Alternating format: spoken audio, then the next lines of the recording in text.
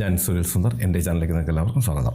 ഇന്ന് ഞാൻ പറയുന്നത് ഒരു പ്രേത അനുഭവ കഥ തന്നെയാണ്. കാര്യം എല്ലാവരും കേൾക്കാൻ ആഗ്രഹിക്കുന്നതാണ് പ്രേതാനുഭവങ്ങൾ. എല്ലാവർക്കും ഭയങ്കര ഇഷ്ടമാണ്. ഒരുപാട് പേര് നേരിട്ടുമൊക്കെ വിളിച്ച് ചോദിക്കാറുണ്ട്. ഒരുപാട് അതായത് ദിവസവും ഒരു എപ്പിസോഡ് അവതരിപ്പിച്ചാൽ കൊള്ളാം എന്നൊക്കെയാണ് പറയുന്നത്. ദിവസമെന്നല്ല, 1 മണിക്കൂറിൽ ഒരു എപ്പിസോഡ് തന്നെ അവതരിപ്പിക്കാൻ പറ്റുന്ന വിധത്തിലുള്ള അനുഭവങ്ങളുണ്ട്. പക്ഷേ അത് അവതരിപ്പിക്കുമ്പോൾ ഒരുപാട് കാര്യങ്ങൾ ശ്രദ്ധിച്ചിട്ടേ അവതരിപ്പിക്കാൻ പറ്റുകയുള്ളൂ. ഞാൻ കഴിഞ്ഞ എപ്പിസോഡിൽ പറഞ്ഞ കണക്ക് ചില ഏറ്റവും നമ്മളെ ഭയപ്പെടുത്തുന്നതും നമ്മൾ പേടിച്ചു പോകുന്നതും ആയിട്ടുള്ള ഒരുപാട് അനുഭവങ്ങളുണ്ട്. അപ്പോൾ അതൊന്നും നമുക്ക് അത്രയൊന്നും തുറന്നു പറയാൻ ബുദ്ധിമുട്ടുള്ള കാര്യമാണ്. ഒന്ന് വിശ്വസിക്കാനുള്ള വിശ്വസിക്കാൻ ബുദ്ധിമുട്ടാണ്. ഇങ്ങനെയൊക്കെ ലോകത്ത് സംഭവിക്കുമോ, അല്ലെങ്കിൽ ഒരു മനുഷ്യനെ കൊണ്ട് ഇങ്ങനെയൊക്കെ സാധിക്കുമോ എന്ന് നമുക്ക് ചിന്തിച്ചു പോകുന്ന വിധത്തിലുള്ള ഒരുപാട് സംഭവങ്ങളുണ്ട്. അതുപോലെ തന്നെ ഇത് നമ്മളിപ്പം അവതരിപ്പിക്കുന്നു. ഒരുപാട് പേര് എൻ്റെ ഏകദേശമുള്ള പ്രേക്ഷകരെന്ന് വെച്ചാൽ എല്ലാവരും വിശ്വസിച്ചിട്ട് കാണുന്നവരാണ്. പക്ഷേ എന്നാൽ ഇതിനകത്ത് ചില കുത്തിത്തിരിപ്പിൻ്റെ ആൾക്കാരുണ്ട്. അവർക്ക് ഇത് കേൾക്കണം, ആസ്വദിക്കണം, ഇതിനെക്കുറിച്ചൊക്കെ അറിയണം, എന്നിട്ട് ഇതൊന്നും ഇല്ല എന്ന് വരുത്തണം. അത് വെറുതെ അവർ പറയുന്നതാണ്. നമ്മളൊരു വീഡിയോ പോസ്റ്റ് ചെയ്ത് ആദ്യം കാണുന്ന അവരായിരിക്കും അത് കമൻ്റ് ഇടുന്നത്. പക്ഷേ നെഗറ്റീവ് കമൻ്റ് ഇടുകയുള്ളൂ. അങ്ങനെയുള്ളവർ നമ്മൾ കണക്കാക്കേണ്ട, അവരൊക്കെ അവിടെ നിൽക്കട്ടെ. അപ്പോൾ ഈ പ്രേതാനുഭവങ്ങളെന്ന് വെച്ചാൽ നമുക്ക് വിശ്വസിക്കാൻ പറ്റാത്ത വിധത്തിലുള്ള ഒരുപാട് അനുഭവങ്ങൾ. അല്ലെങ്കിൽ നമ്മൾ ഇന്ന് വരെ കൈകാര്യം ചെയ്തിട്ടില്ലാത്ത മേഖലകൾ പലതും നമ്മൾ അറിയുന്ന പോലെ പ്രവർത്തിക്കുക, പാട്ട് പാടാൻ അറിഞ്ഞുകൂടാത്തൊരു പാട്ട് പാടുക, അതുപോലെ തന്നെ അറിഞ്ഞുകൂടാത്തൊരു വ്യക്തിയെക്കുറിച്ച് വ്യക്തമായി പറഞ്ഞ് മനസ്സിലാക്കി ചേരുക. അതൊക്കെ കഴിയുമ്പോൾ അന്വേഷിക്കുമ്പോൾ അത് കൃത്യമായിരിക്കും. ഇങ്ങനെയുള്ള ഒരുപാട് അനുഭവങ്ങൾ. അപ്പോൾ ഇത് ചില ആൾക്കാർ പറയും മാനസിക പ്രശ്നങ്ങൾ കൊണ്ട് ഉണ്ടാകാറുണ്ടെന്ന് പറയും. ശരി തന്നെയാണ്, മാനസിക പ്രശ്നങ്ങൾ കൊണ്ടും ഉണ്ടാകാറുണ്ട്. അതേ അനുഭവങ്ങൾ തന്നെയാണ് ദോഷങ്ങൾ കൊണ്ടും പ്രേതങ്ങൾ പിടിക്കുന്നതുകൊണ്ടും ഉണ്ടാകാറുണ്ട്. അപ്പോൾ ഇത് പ്രേതങ്ങൾ പിടിക്കുന്നതാണെന്നും അത് പൂജാതി കർമ്മങ്ങളിൽ കൂടി, പരിഹാര കർമ്മങ്ങൾ കൂടി അത് മാറുന്നതിനെക്കുറിച്ചും നമുക്ക് വ്യക്തമായിട്ട് അറിയാം. അങ്ങനെ മാറ്റുമ്പോൾ അത് മാറുകയാണെങ്കിൽ അത് ഇതേ കണക്കുള്ള അനുഭവങ്ങൾ സോളിൻ്റെ അല്ലെങ്കിൽ ഒരു ഗോസ്റ്റിൻ്റെ, പ്രേതത്തിൻ്റെ പിടിയിൽ നിന്നാണെന്ന് മനസ്സിലാകുമല്ലോ. രോഗമാണെങ്കിൽ അത് മരുന്നുകൊണ്ട് മാറും, പൂജ കൊണ്ട് ഒരു കാര്യമില്ല. പക്ഷേ ദോഷങ്ങളാണെങ്കിൽ അത് പൂജാവിധികളിൽ കൂടി, ഞാൻ മാത്രമല്ല 100 കണക്കിന് 1000 കണക്കിന് ഇതേ കണക്കുള്ള ആൾക്കാർ ഇവിടെ ഉണ്ട്.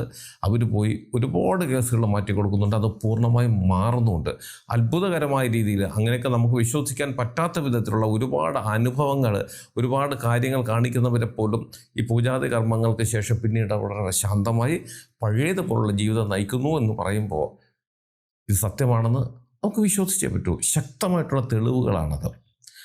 ഒരു കാര്യം കൂടി, നിങ്ങൾക്ക് ജ്യോതിഷപരമായ വാസ്തുപരമായ എന്തെങ്കിലും കാര്യങ്ങൾ അറിയണത് ഞാൻ പറഞ്ഞാൽ മതി എന്നുണ്ടെങ്കിൽ ഇപ്പോൾ ഈ സ്ക്രീനിൽ എഴുതി കാണിക്കുന്ന എൻ്റെ ഓഫീസിൽ ഓൺലൈൻ ബുക്കിംഗ് നമ്പറാണ്. ഈ നമ്പറിലേക്ക് നിങ്ങൾ വിളിച്ചോളൂ.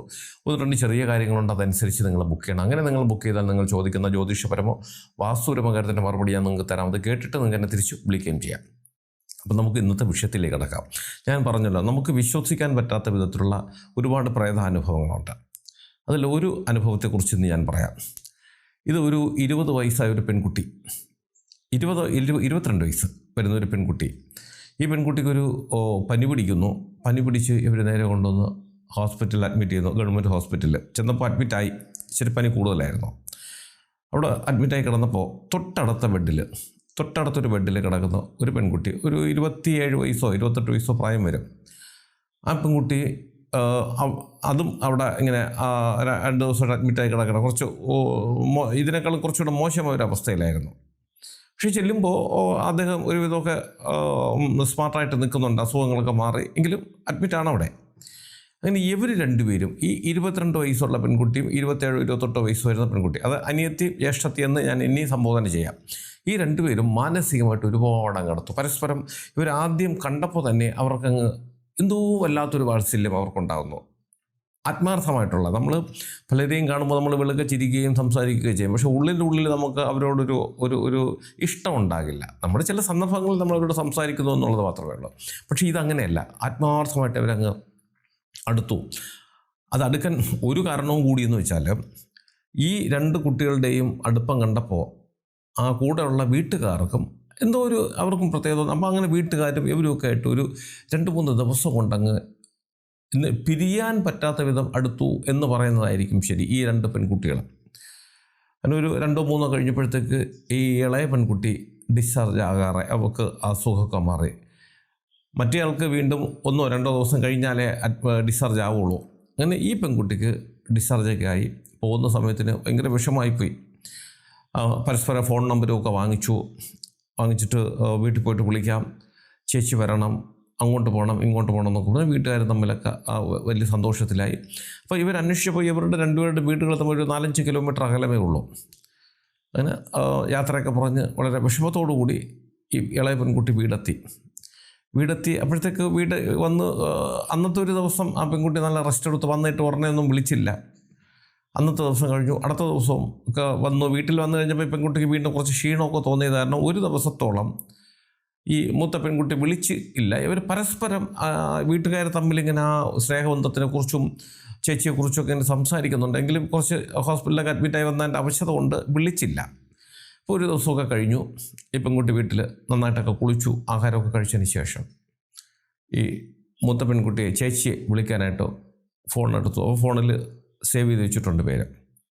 നോക്കുന്നു, ഈ നമ്പരും പേരൊന്നും കാണാനേ ഇല്ല. പേര് എഴുതി വെച്ചിട്ടുണ്ട്. ആ പേര് അടിച്ചു നോക്കിയപ്പം കാണാനില്ല. അങ്ങനെ ഒരു നമ്പർ തന്നെ ഈ പെൺകുട്ടിയുടെ മൊബൈലില്ല. അപ്പം പെൺകുട്ടിക്ക് പെട്ടെന്നൊരു അത്ഭുതം തോന്നി. അപ്പോൾ എല്ലാവരും പറഞ്ഞു, ഞാനിത് സേവ് ചെയ്ത് വെച്ചിരുന്നതാണല്ലോ, ഇതിപ്പോൾ കാണാനില്ല, ഇതെങ്ങനെ പോയി എന്ന് അറിയത്തില്ല എന്നും പറഞ്ഞുകൊണ്ട് ഈ പെൺകുട്ടിക്ക് ഒരു വിഷമവും ഒരു വെപ്രാളമൊക്കെ ആയി. അപ്പം വീട്ടുകാർ സമാധാനിപ്പിച്ച് അതെങ്ങനെയെങ്കിലും ഡിലീറ്റായി പോയതായിരിക്കാം എന്ന് പറഞ്ഞു. അപ്പോൾ ഈ പെൺകുട്ടി ഇല്ല, അങ്ങനെ ഡിലീറ്റ് ആയിട്ടൊന്നുമില്ല, അങ്ങനെയല്ല, ഞാൻ സേവ് ചെയ്ത് വെച്ചിരുന്നല്ലോ, എനിക്ക് നല്ല ഓർമ്മയുണ്ടെന്നൊക്കെ പറഞ്ഞിട്ട് ഒരു അത്ഭുതം പോലെ. അപ്പം ഈ സഹോദരൻ, ഈ പെൺകുട്ടിക്കൊരു സഹോദരനുണ്ട്. അയാൾ അവിടെ ജോലിക്കൊക്കെ പോകുന്ന ആളാണ്. അയാളോട് ഞാൻ കുഴപ്പമില്ല, ഞാൻ ഇന്ന ആ വഴിക്ക് വീടിൻ്റെ ആ വഴിക്കുന്ന പോകുമ്പോഴത്തേക്ക് ഞാൻ ആ നമ്പർ വാങ്ങിച്ചു കൊണ്ട് തരാം എന്ന് പറഞ്ഞ് ഈ ഇളയ പെൺകുട്ടിയെ സമാധാനിപ്പിച്ചു. രാവിലെ ഇയാൾ ജോലിക്ക് പോയി, വൈകിട്ട് തിരിച്ച് വന്നപ്പോഴത്തേക്ക് ഈ ഇളയ പെൺകുട്ടി കാത്തു നിൽക്കുകയാണ് ഫോൺ നമ്പറിനായി. വന്ന് കയറിയപ്പോഴത്തേക്ക് ഇയാളോട് ചോദിച്ചു, നമ്പർ എടുത്തരാൻ പറഞ്ഞു. അപ്പോൾ അയാളോട് അത് ഇയാൾ 1-2 ഒഴിവ് കഴിവുകളോ പറഞ്ഞങ്ങ് മാറിക്കളഞ്ഞു. നമ്പർ വാങ്ങിക്കാൻ പോയില്ലെന്നോ കിട്ടിയില്ലെന്നോ കണ്ടില്ലെന്നോ എന്തോ പറഞ്ഞ് ഇയാളങ്ങ് ഒഴിവായി. പെൺകുട്ടി ഒരുപാട് വിഷമായി, കരയും പോലെയൊക്കെ പറഞ്ഞു, ഞാൻ ഇന്ന് കാത്തിരിക്കാൻ, ചേച്ചിയെ വിളിക്കാനും സംസാരിക്കാൻ എനിക്ക് ഒരുപാട് ആഗ്രഹമുണ്ട്, എനിക്ക് ചേച്ചിയെ കണ്ടോളാൻ വയ്യ, എനിക്ക് അവിടെ പോകണം ഇല്ലേ. അപ്പോൾ ഇയാൾ പറഞ്ഞു, പോകുന്നു വേണ്ട, ഞാൻ നാളെ വൈകിട്ട് എന്തായാലും കൊണ്ടുവരാമെന്ന് പറഞ്ഞു. അങ്ങനെ ഒരു 2-3 ദിവസമായിട്ടും ഇയാൾ ഈ നമ്പർ വാങ്ങിച്ച് കൊടുക്കുന്നതേ ഇല്ല ഈ പെൺകുട്ടിക്ക്. ഈ ദിവസങ്ങൾ കഴിയും തോറും ഈ പെൺകുട്ടിക്ക് ഒരു വെപ്രാളവും വേവലാതിയും ഒരു ചെറിയ സ്വഭാവ മാറ്റങ്ങളുമൊക്കെ വന്നു തുടങ്ങി.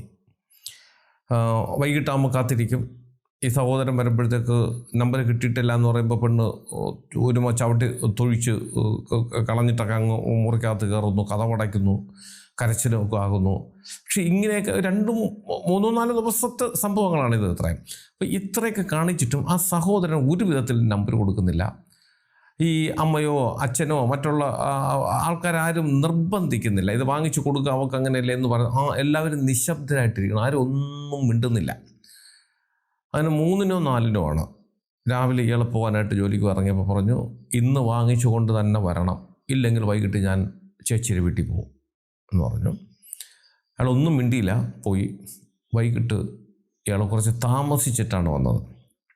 അപ്പോൾ താമസിച്ച് വന്നതിൻ്റെ ഉദ്ദേശം അഥവാ നമ്പർ കിട്ടിയില്ല എന്ന് പറഞ്ഞാലും ഈ പെൺകുട്ടി അന്വേഷിച്ച് പോകില്ല. കാര്യം വെച്ചാൽ രാത്രി സന്ധ്യ മയങ്ങി കഴിഞ്ഞു, പിന്നെ പോകത്തില്ല, പിന്നെ പിറ്റേന്ന് രാവിലെയല്ലേ പോകുള്ളൂ.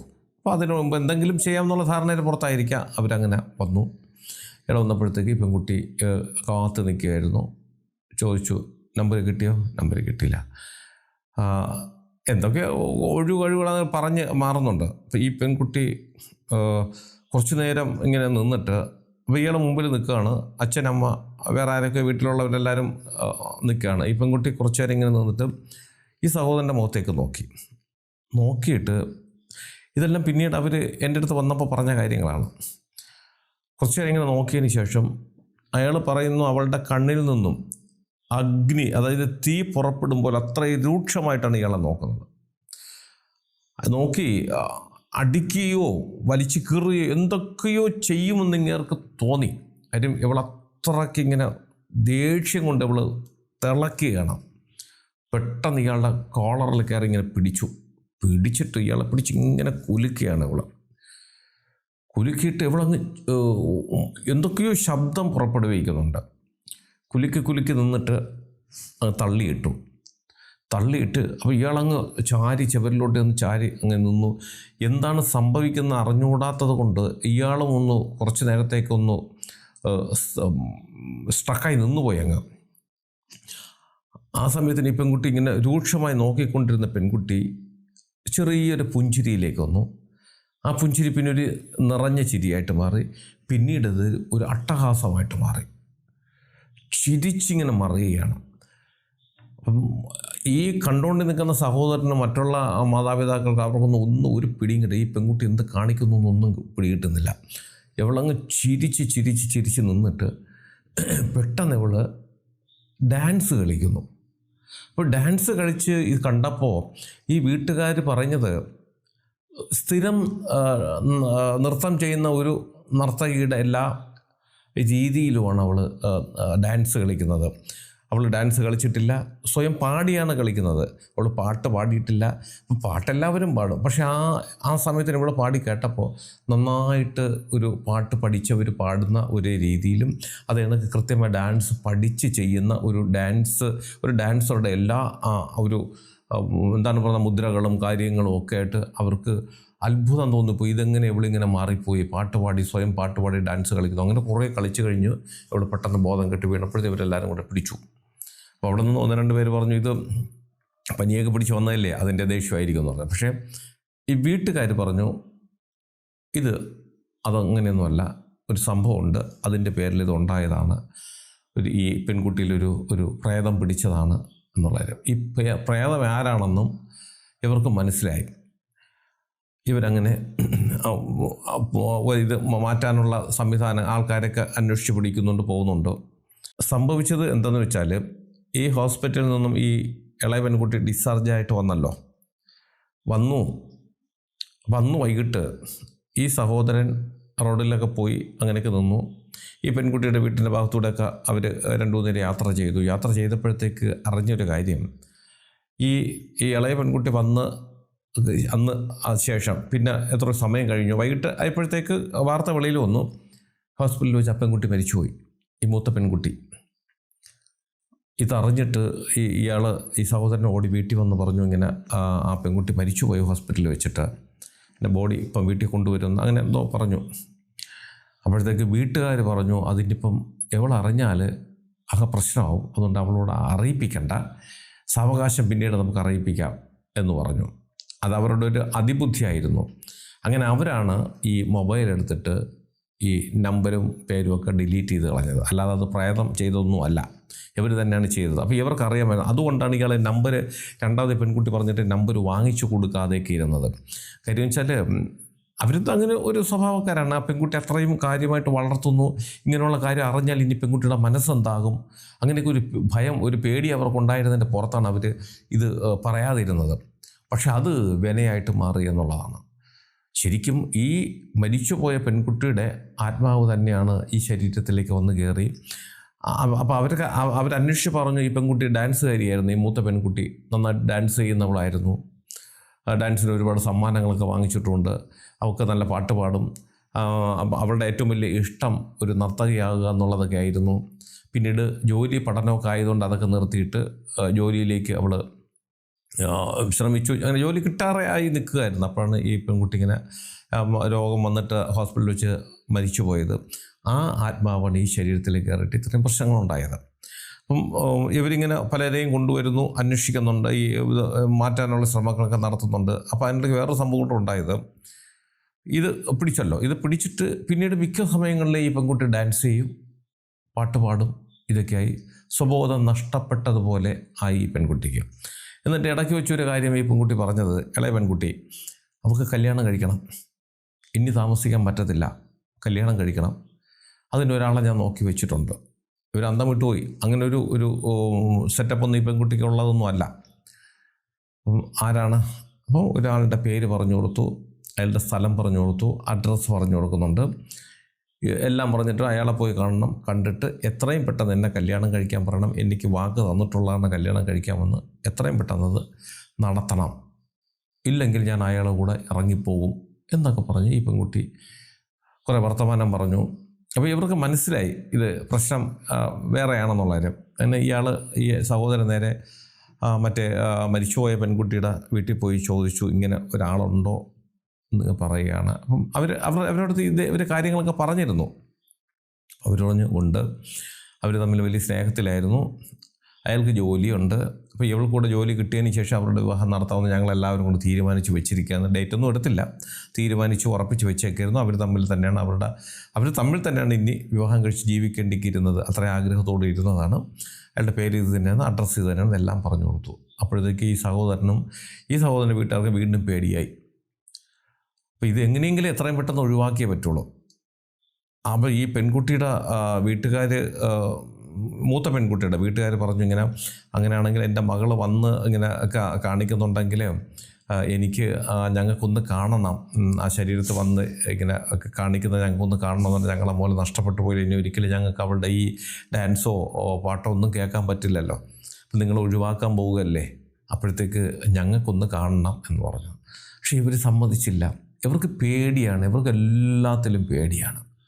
അവർ സമ്മതിച്ചില്ല. അങ്ങനെ ആ അച്ഛനും അമ്മയും വളരെ വിഷമിച്ച് പറഞ്ഞിട്ട് പോലും ഇവർ സമ്മതിച്ചില്ല. ഇവർ അതൊക്കെ പിന്നീട് വലിയ കുഴപ്പങ്ങളിലേക്ക് പോകും. ഞങ്ങളുടെ കുട്ടിയെ ഞങ്ങൾക്ക് തിരിച്ചു കിട്ടണം, അവൾക്കൊരു വിവാഹം കഴിഞ്ഞ് അവൾ സന്തോഷത്തോടെ ജീവിക്കുന്നത് ഞങ്ങൾക്ക് കാണണം, അതിന് വേണ്ടിയിട്ടാണ് ഞങ്ങൾ ഇത്രയും കഷ്ടപ്പെട്ടത്, അതുകൊണ്ട് നിങ്ങൾ വരണ്ട എന്ന് പറഞ്ഞ് അവരെ മാറ്റി നിർത്തി. അങ്ങനെയാണ് ഈ കേസ് കറങ്ങി തിരിഞ്ഞ് അധിക ദിവസമൊന്നും പോയില്ല. ഇവർ ഓട്ടമാണ് ഇതിന് വേണ്ടിയിട്ട്, ആരെങ്കിലും കൊണ്ടുവരിക. അങ്ങനെ ഈ കേസ് എൻ്റെ അടുത്ത് വരുന്നു, ഞാൻ അവിടെ ചൊല്ലുന്നു, കാര്യങ്ങളൊക്കെ മനസ്സിലാക്കി. പിന്നെ ഞാൻ വിശദീകരിച്ച് പറയണ്ടല്ലോ, ഈ ഇത്രയും കാര്യങ്ങൾ തന്നെയാണ് അവരെന്നോട് പറഞ്ഞു. ഈ പെൺകുട്ടിയുടെ ശരീരത്ത് അതുകൊണ്ട് ഞാൻ പോയി അങ്ങനെ വന്നിരുന്ന് ഡാൻസ് കളിക്കുന്നതൊക്കെ ഞാനുമൊക്കെ കണ്ടതിന് ശേഷം പിന്നെ ഞങ്ങളൊരു ദിവസം പൂജ തീരുമാനിക്കുന്നു. ഇതിനുള്ള ഒഴിവാക്കാനുള്ള പൂജ കളങ്ങളൊക്കെ ഒരുക്കി വിളക്കൊക്കെ വെച്ചു. ഈ പെൺകുട്ടിയെ വന്നിരുന്നപ്പോഴേ അവൾ ഡാൻസ് വന്നിരുന്ന് കുറച്ച് കഴിഞ്ഞപ്പോൾ എണീറ്റുന്ന ഡാൻസൊക്കെ കളിച്ചു, പാട്ടൊക്കെ പാടുന്നു. ഞാൻ മന്ത്രം ചൊല്ലുമ്പോൾ അവൾ പാട്ട് പാടുന്നുണ്ട്, ഡാൻസിൻ്റെ പാട്ടുകൾ. അങ്ങനെ പാട്ടൊക്കെ പാടി ഇരിക്കുന്നുണ്ട്.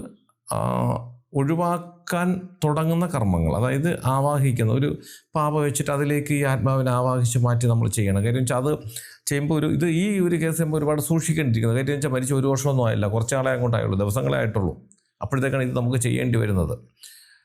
അങ്ങനെ വരുമ്പോൾ അത് ഒരുപാട് സൂക്ഷിച്ച് നമുക്ക് ചെയ്യാനും പറ്റുള്ളൂ.